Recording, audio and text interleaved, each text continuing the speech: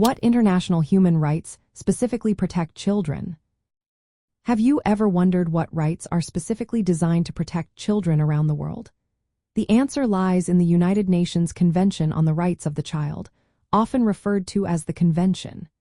This important treaty defines a child as anyone under the age of 18, unless local laws state otherwise.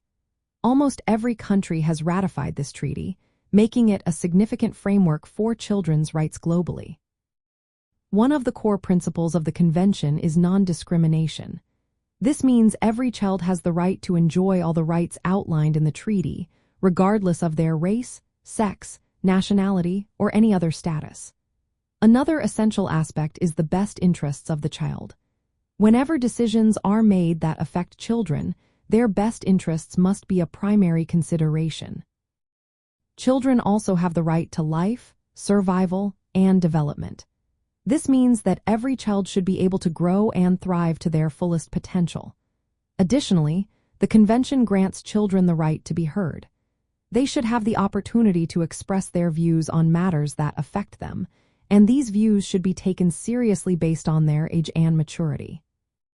Protection from abuse and exploitation is another critical right. The Convention requires that children be safeguarded from all forms of violence, neglect, and maltreatment. This includes protection from sexual abuse and economic exploitation, as well as trafficking. Furthermore, no child should ever face torture or cruel treatment.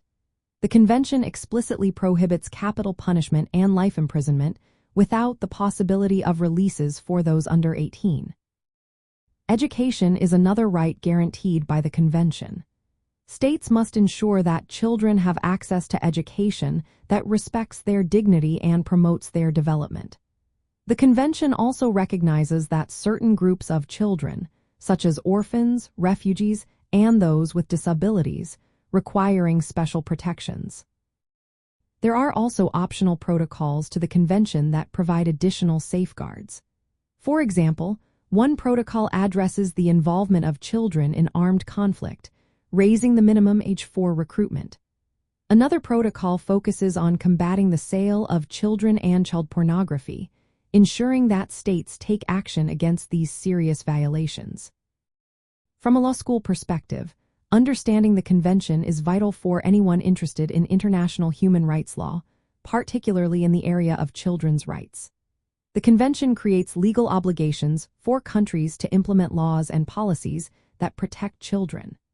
Legal professionals may work on drafting child protection laws, litigating cases of rights violations, or advising governments on how to comply with the Convention.